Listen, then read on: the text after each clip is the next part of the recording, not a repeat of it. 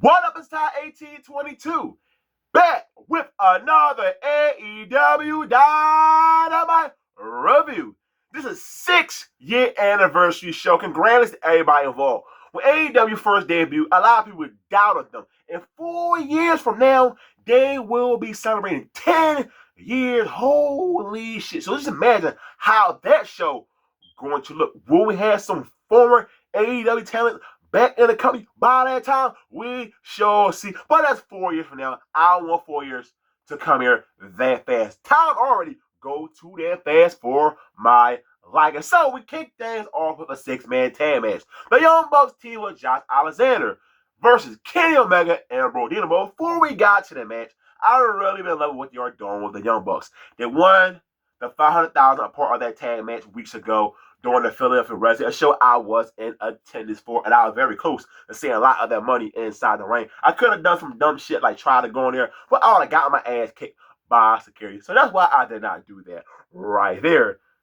Nick lost the last amount of the money. So when we get to this match, they get no TV interest, aka the jobber entrance, and on the nameplate it said the Broke Bucks. Good stuff by AEW, because I did not want this stuff to end after they won the $500,000. Now the match, it was a 5-match babyface tag team get the victory.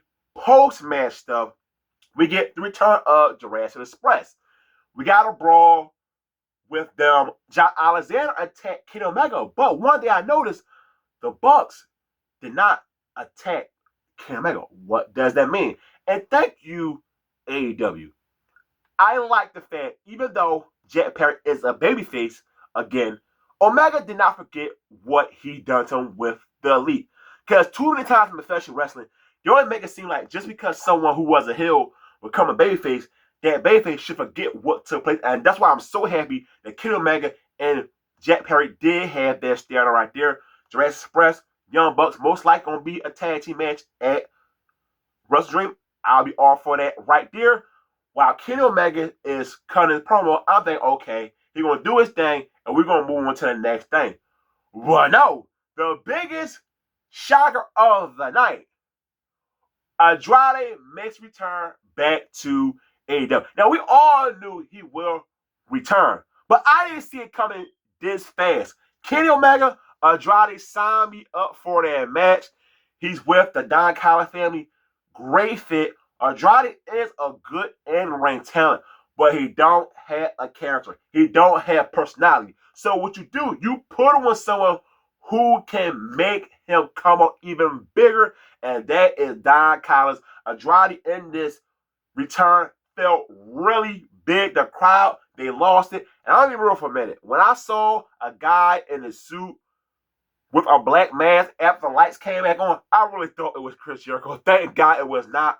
Andrade is the first talent to be in WWE, go to AEW, go back to W, and go back to AEW. Now Andrade is all elite once again. He better make his second run worthwhile in AEW, because if he does not, there's no way in hell the W's going to bring this man back anytime soon the way he left that company.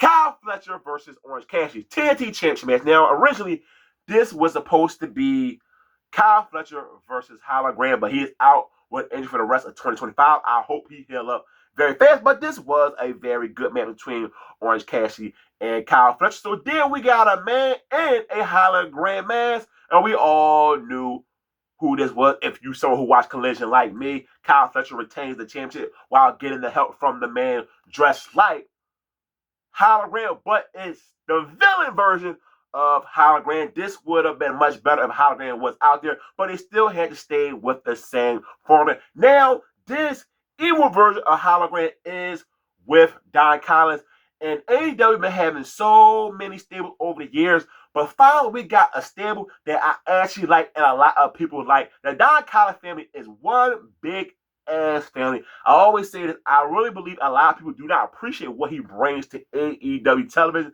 Because Don Collins is one of my favorite acts on AEW. Harley Cameron, the CEO of Mercedes Moné. I hope these two be in a tag team. Now we have this tag team division.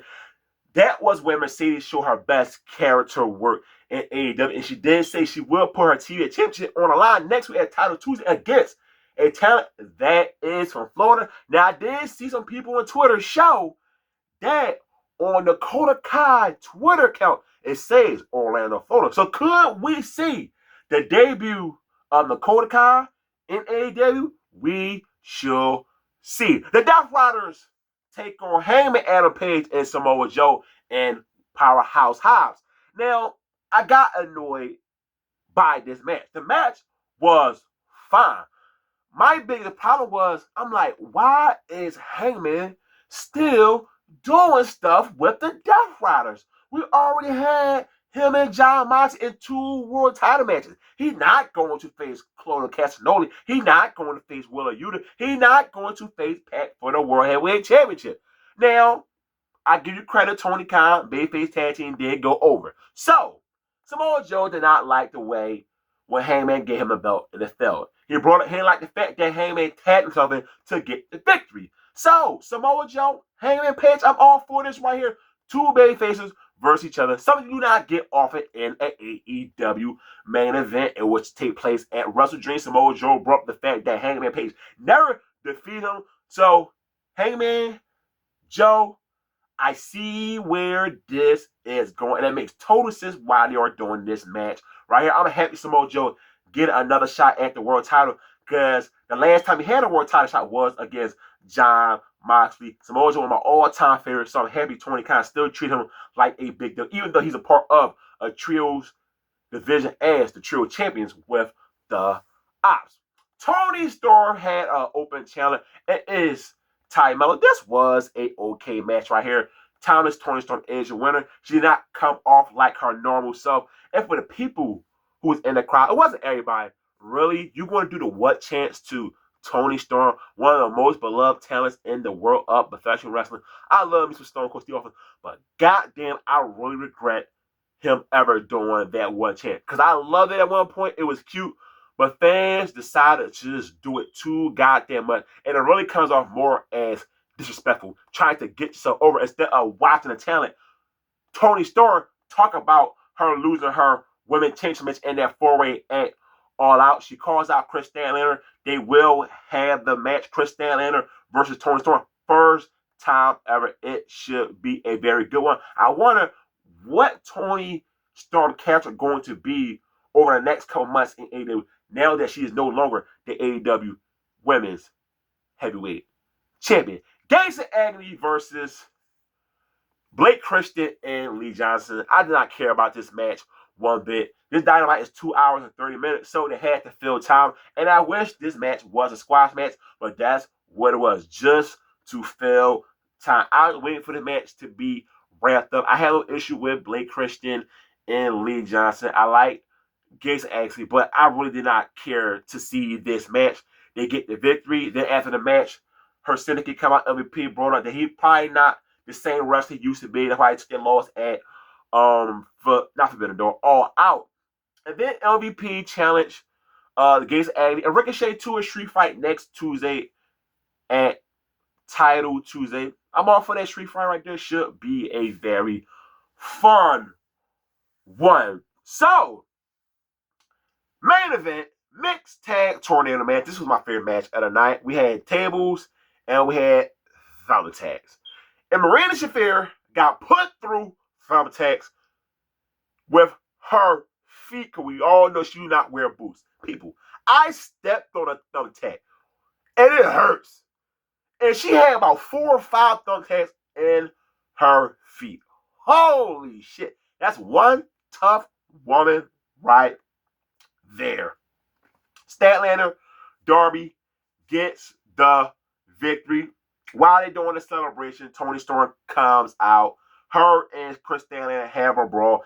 Then we have, Willow Yuta getting attacked by Darby Allin. So I like how they did build up 2 matches for Wrestle Dream. But then Pat came in, took out Darby Allin, choke him out with the belt around his neck. John Moxley with Claudio Castagnoli. And John tells him at Wrestle Dream for the first time in his career, you will say, I quit. This is a match I'm really looking forward to at Wrestle Dream. After tonight's show, one of the air, Wrestle Dream is really shaping up to be a very good card for that pay-per-view. Also, I believe we're going to get Okada versus the Castle, because they will take on Brodino next week, which I believe that will start to build up for that Unified Championship match. Now, the biggest thing on the show, of course, Andrade 6th-year anniversary show. Now, for a 6th-year anniversary show, and it felt like a big time celebration for AEW, but it was a decent edition of Dynamite. So, if you watch Dynamite like me, give me your thoughts on the show. Hit the like button on this video. As always, don't forget, hit the subscribe button. I'm out. Peace.